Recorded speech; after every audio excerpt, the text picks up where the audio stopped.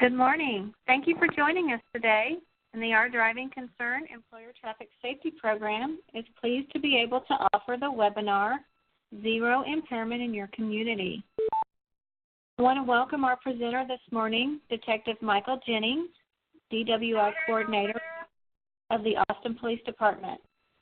A few notes before we get started. Everyone should be muted, but just in case, if you would please press *6 on your phone to make sure that you are muted and to minimize any background noise. You do have ability to type questions during the webinar, and the presentation is also available for download for your notes. In regards to the questions, the presenter may answer your questions during the presentation or choose to answer questions at the end. If you should encounter any problems or issues, please type a message to let us know. The presenter's contact information will be available at the end of the presentation, and there will also be a very brief post-event survey at the conclusion of the webinar. Because this program is funded through grant dollars and provided at no cost to employers, we would greatly appreciate your feedback. And with that, I welcome Detective Jennings, and we'll turn it over to him to begin. Hey, I hope you guys are doing good this morning. Thank you, Deanne. One of the things, real quick, I can't see the questions, so Deanne, if you do see something, feel free to let me know, and I can, if I see it, or if you let me know what it is, I'll answer it then, or if I'm coming up to it, I'll kind of go from there. Right. So that'll help me out for for sure. So we'll go ahead and get started. I'll just do a quick introduction of myself and kind of what I've been up to. I'm Mike Jennings. I'm a detective with the Austin Police Department. I've been with Austin PD for 17 years. After doing 8 years on patrol, I promoted and became a corporal in the DWI unit. We have a DWI task force here in Austin that's about 25 officers, and their sole job is DWI enforcement, handling the major crashes and things like that on the streets. Any fatalities or intoxication assaults or manslaughters that we have, we handle all those. And then about 5 years ago, switched over to the detective side of the same unit, doing a lot of follow-up on those types of cases. So when we have major crashes and stuff like that, I'm responsible for going and getting medical records, toxicology records, and doing the follow-up on those cases. One of the huge blessings that I've gotten to do since I've been here is a lot of public speaking and stuff on this topic. We'll talk about it a little later, but one of the things that we believe and that I have seen over the years is that this is not something that law enforcement can do on our own when it comes to stopping impaired driving and drug driving and those kind of things, and it's going to take public perception and a change in that, and employers as well. So that's one of the things that I have learned, and so with that, we'll go ahead and get started, and we'll talk kind of about a wide variety of things this morning, and hopefully you'll be able to get something out of it. So on a DWI perspective, the law enforcement mission, this is not just APD or Austin PD, but this is any law enforcement agency. A lot of them are more proactive than others, depending on the size and what they can provide and what they can do with the funding and things that they have. But our unit was started back in 1998, and we were given this mission that you see up on the screen, but this is the mission for pretty much any traffic or DWI unit. It's to reduce fatalities, injuries, and loss of property due to DWI crashes within their jurisdiction. Whether that's across the state, if it's a state agency like DPS or anything like that, or it's a city, that's their job. And so what we do is we do that through proactive enforcement of DWI laws, number one. I'll put some stats up here with Austin PD that we have, and we'll show you that the proactivity is something that we really, really harp on. And so that's part of our job is to do that. We provide training and education to patrol officers and other law enforcement agencies and the public. We, in recent years, probably in the last, I would say probably 10 years, there's really, really been an emphasis on law enforcement to update the training and really kind of catch up to what's going on. We're going to talk a lot about drugs today and some of the things that we're seeing on the streets and what's out there now. And alcohol, we've kind of got that down. We haven't had many changes in the alcohol realm of what goes on when it comes to intoxicated driving and things like that. But when it comes to drugs, those are a lot of the major issues that we have and that we're seeing and that we're going to talk about. So giving that training and education to the officers is important. They need to be able to recognize the signs and symptoms of drug use. And for employers, that's something that's important as well, is to be able to see what goes on, recognize changes in employees and things like that. So the training is important on our end and yours. And then also with the public, one of the things that we've really had an opportunity to do is to talk about the DWI issue, the drug driving issue, explaining to somebody sometimes that your medication that you're prescribed to have can cause you to be impaired or intoxicated and can cause a crash is something that's oftentimes hard to get across to somebody. If they're prescribed Xanax, they can have Xanax, they can take Xanax, but a lot of people don't understand that Xanax is doing something, and it's changing what your body is doing. And if it's impairing you or causing you to lose the normal use of your mental and physical faculties, then that can be a problem when it comes to driving. So getting that and the education out there is something that's very, very important, and we're really trying to do that. For us, too, one of the things that's big here is providing support to patrol by reducing the time spent processing DWI offenders after an arrest. So a lot of people don't realize a DWI arrest, no matter whether it's Texas or Oklahoma or what state it is something that takes a lot of time, and it takes a lot of resources and a lot of paperwork that goes with it. Typically, for a patrol officer here in the city of Austin, if they make an arrest for DWI, they can be off the street 3 to 4 hours between putting somebody down, taking them down to the jail, getting a breath or blood sample, and doing those kind of things that go along with it, and then the subsequent paperwork and processing that goes with that. So one of the things that we do as a unit is if we're available and have the opportunity to, we will take those arrests from our patrol officers.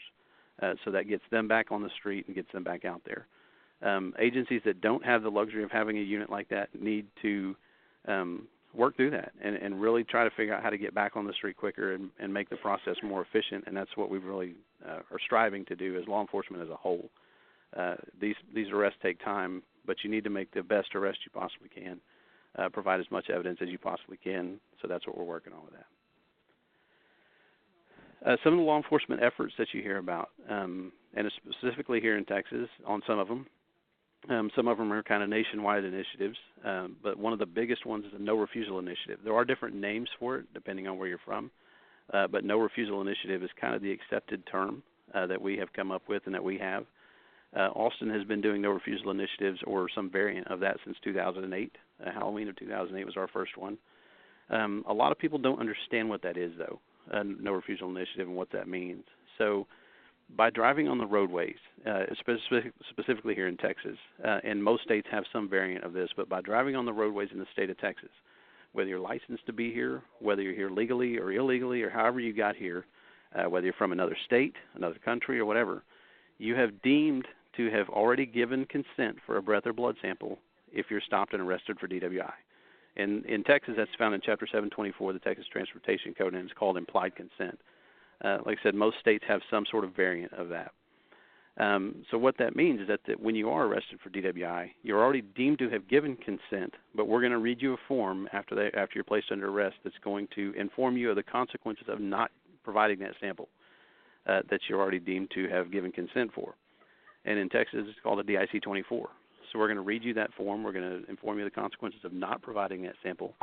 And in Texas, what that includes is license suspensions and longer periods and that kind of thing, depending on what the sample is and that sort of thing. So if it's a misdemeanor arrest in the state of Texas and you refuse, typically back in the day, before we were doing search warrants and no refusal initiatives, that was it. You just refused to give us that evidence. There was no criminal penalty for doing that. And there's still in Texas is no criminal penalty for refusing to give us a breath or blood sample.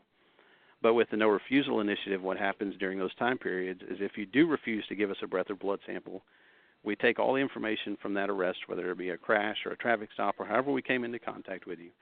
We put all that information in the form of a search warrant, just like a search warrant for a house. It's just in DWI, the evidence happens to be contained within your blood instead of in your house. So we apply for a search warrant. We actually go in front of a judge. The judge reviews it, and if they sign that warrant, then we execute the warrant, and we take 2 vials of blood. One of them is for us, and one of them is actually for your defense attorney, if you choose to have them test it from an independent lab. So that's kind of the crux of a no refusal initiative, and the goal of the no refusal initiative is not to necessarily increase the amount of arrests. The goal of a no refusal initiative is actually just to provide as much evidence on a DWI arrest as we possibly can for the prosecutor's office, and then for the victims of a crash and things like that to help in the prosecution side of things.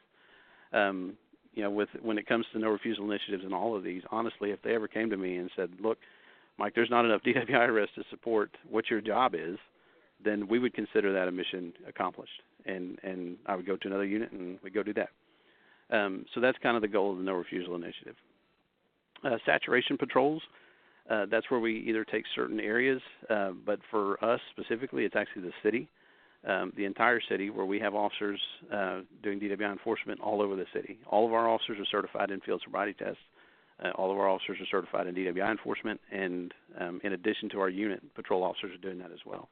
So we kind of call that a saturation patrol, where we take either a larger area and pour everybody into that.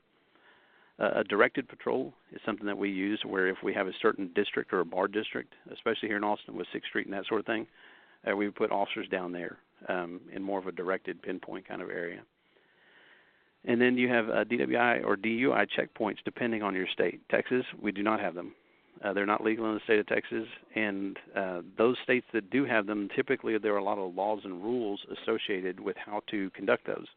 For example, in some states, if you're running a checkpoint and somebody stops prior to getting to the checkpoint and they turn around, it's forbid for an officer to follow them. They can't get in behind them and track them and do any of that kind of thing. There's also a lot of media that has to go out before a checkpoint, saying where they're at and what they're doing and those kind of things that go with it.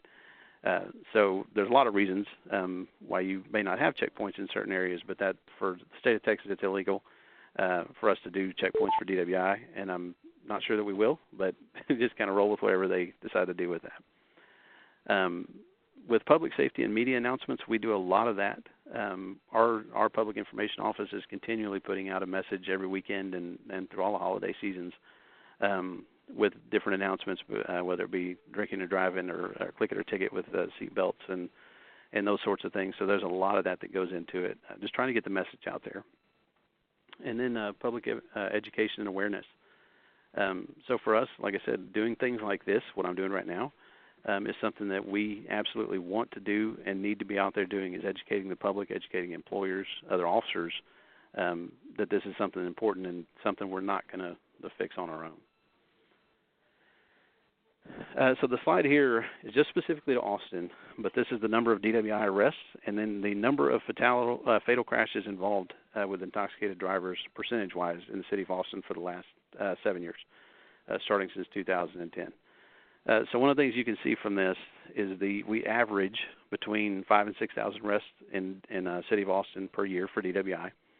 Our percentage fluctuates with the fatal deaths, but one of the things that is not a claim to fame here in Austin is a lot of times our percentage of fatal crashes due to intoxication is higher than the state average, just by a little bit. But it's kind of one of the things it's a culture nowadays, especially here in Austin, where drinking is part of what goes on. There's an event every weekend down here in Austin and sometimes throughout the week, so this is a lot of what we deal with.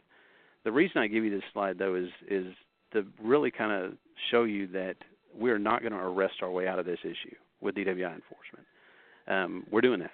We're doing everything we can when it comes to DWI enforcement. These arrest numbers are actually higher than Dallas. They are higher than Houston and San Antonio, which are larger cities than us. So we do everything we possibly can from a law enforcement perspective, but it shows you that even with what we're doing, we still have way too many deaths, way too many crashes due to intoxicated driving. So that's where we need your help, and that's where we need the public's help, is to really change the perception, change jury perception when you sit on a case like this and you review this of how to work with that and to really take things into consideration. I'm just going to run through the definition of intoxication in the state of Texas. Every state's got a little bit different definition. This one here, one of the reasons that Texas chose this, and honestly it's a very good definition because it encompasses anything and everything that you can smoke, snort, eat, or find an orifice to put something in that can intoxicate you. And then also alcohol. So it's not having the normal use of mental or physical faculties by reason of the introduction of alcohol, a controlled substance, a drug, a dangerous drug, a combination of two or more substances, or any other substance into the body, and we stop right there. So that first part of that definition covers anything and everything that anybody can come up with that can intoxicate them. We're going to talk about synthetic drugs here in a little bit, but one of the things is with synthetics, if you try to pin down the component of a synthetic, they change it all the time, constantly. And so it's not something we can keep up with. And then anytime we find a substance that the younger crowd or the kids are doing, and we start to kind of get a rein on that, and when it comes to DWI, they just change it and it goes into something else. So this definition is basically all-encompassing on the drug side. Also on medications, anything at the beginning of that, medication-wise, that you can take, If it impairs you or you lost the normal use of mental physical faculties like the first line says, then you're intoxicated. Then you go past the semicolon, or having an alcohol concentration of 0.08 or more. That is a nationwide number, the 0.08 or more, and that is the legal definition per se number for intoxication that has been adopted. Does that mean that everybody over 0.08 gets an automatic conviction? Absolutely not. There's a lot of things that play into each and every case, but that is a legally accepted number of 0.08. One of the things that you may hear or see coming up soon is there's actually a talk about lowering that number. We actually sat on a panel about 2 years ago where they came down, and NHTSA did, and wanted to discuss dropping to a 0.05. And they talked to law enforcement and prosecutors about that, and just kind of talk about what would happen or what the repercussions would be and that kind of thing. Honestly, I think it's one of those things that would be good. The problem is that there needs to be a lot of training that goes into that, both for prosecutors and officers and the judicial system, and then a lot of public education. So I think if we do end up going that route, it definitely needs to be more of a horse before the cart instead of a cart before the horse thing. So that is something that you may be seeing that's coming up at some point, probably a little ways down the road. So when we talk to a blood alcohol correlation, this is something we got from NHTSA. And basically what it does is just kind of gives a breakdown at certain levels when it comes to alcohol of some of the signs and symptoms that you might see and things like that. I won't spend a whole lot of time on it. I don't want to get too far behind. I think hopefully you guys have access to the PowerPoint. I think you do. So take a look at that. But one of the things is when you take the 02, 05, 08, 02 and 05, a lot of people consider to be very low numbers, and in some cases they are. But if you take somebody that has never consumed alcohol before, a college-age kid that just got out of high school and heads to college or any of that kind of stuff, an 05 or an 06 may be something that completely they're inebriated and intoxicated on that. One of the things that we do here in Austin when we put our cadets through the 24-hour course to learn to be a field sobriety test instructor, and when you become a practitioner, is we actually do drinking labs. We bring in people at certain civilians at certain intoxication levels. We dose them to certain levels, and we've seen time and time again during those labs somebody well below a 0.08 that is stumbling, throwing up, falling down, and that kind of thing. So one of the things to remember is that 08 is just a number. You can be intoxicated below a 0.08 just depending on who you are and what your metabolism's like and what your experience with alcohol is. So this is just one of those things we kind of put out just for information purposes for everybody. Now we're going to move on to drugs.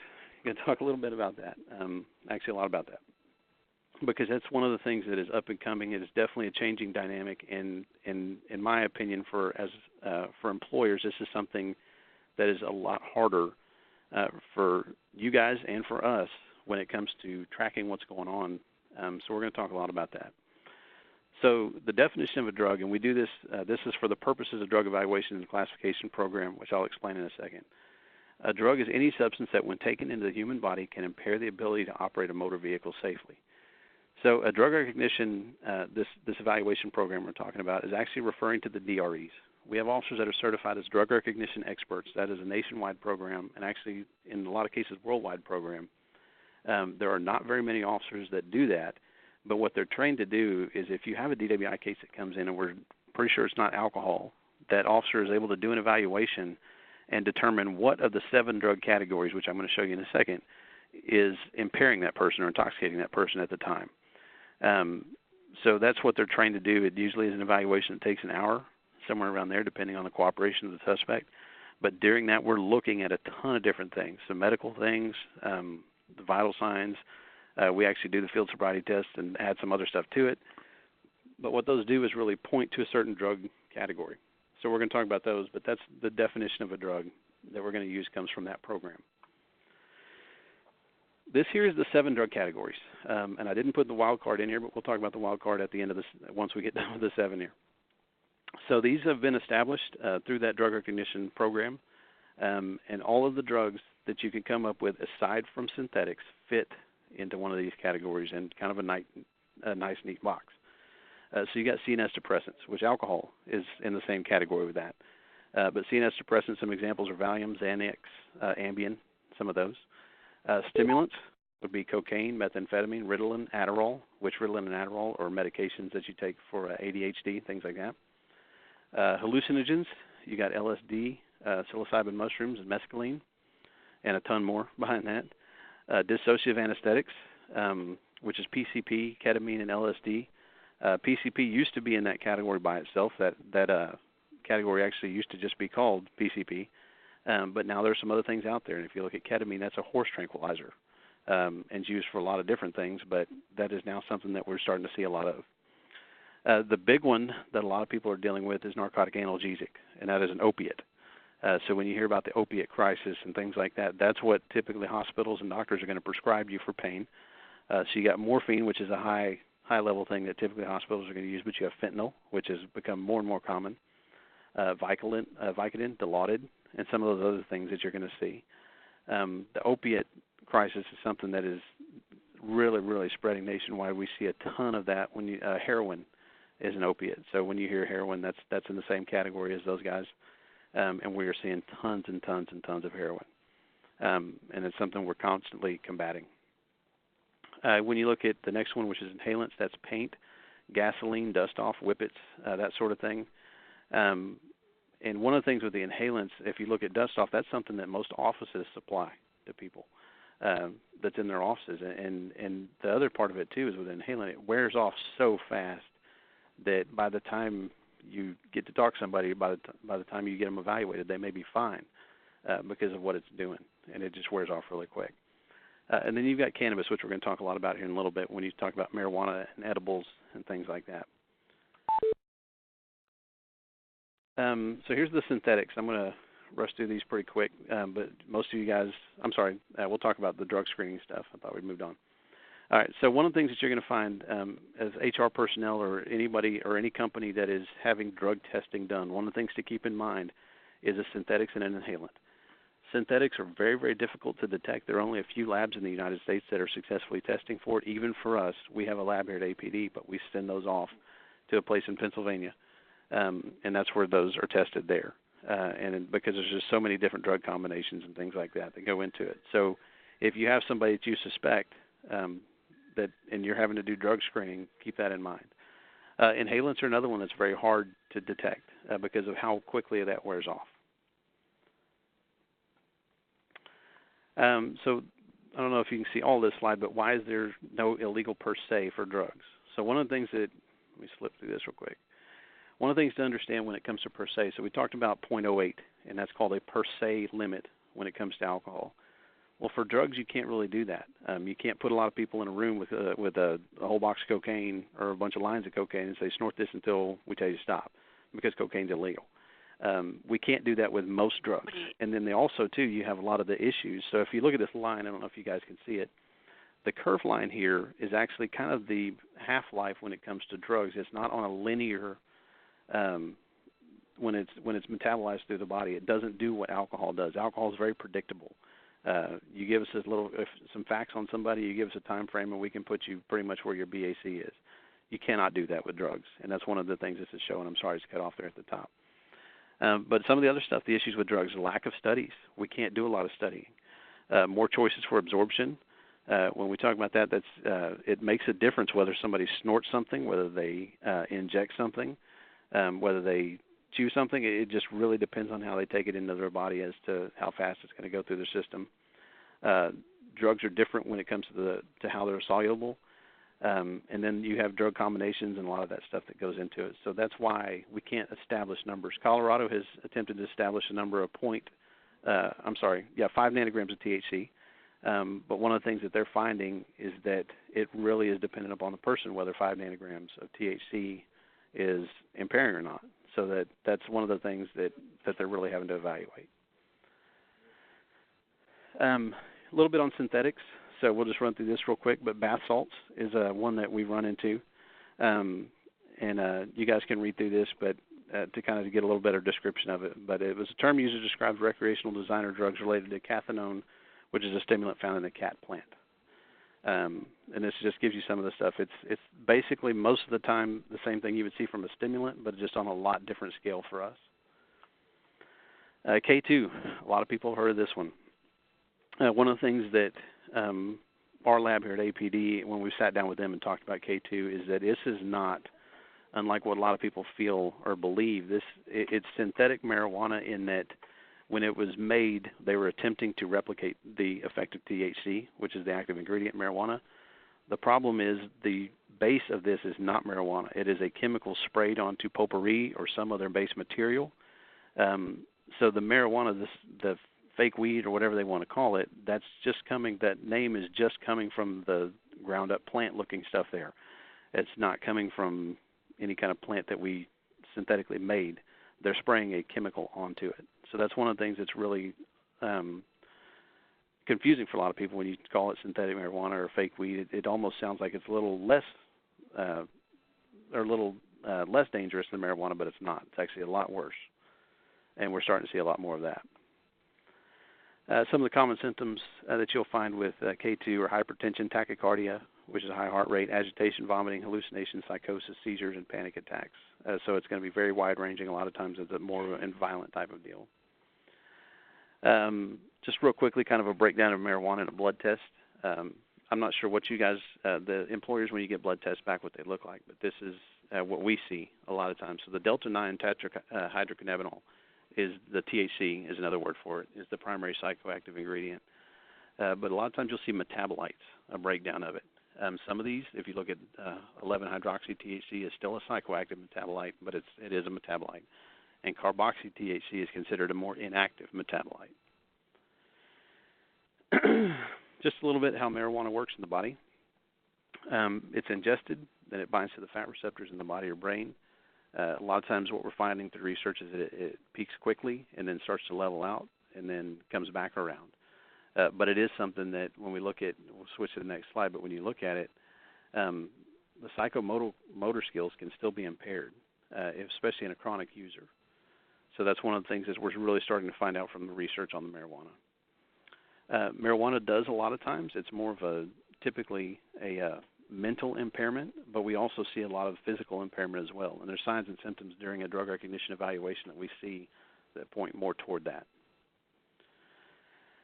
Effects on cannabis on driving. So one of the things that I tell a lot of people, and you know, with Colorado and a lot of the other states becoming legalized with marijuana, when you look at the issues and things that they're dealing with, you know, no matter what side you fall on politically with the legalization, one of the things that we really have to look at is the driving side of it, and there are a lot of issues there, and that's not something that we can get around. So we really need to be sitting at the table, and if these are things that are going to be more legalized as they come across, we need to be looking at this aspect of it from what we're dealing with on the driving side. So these are some of the things that cannabis can affect when it comes to driving.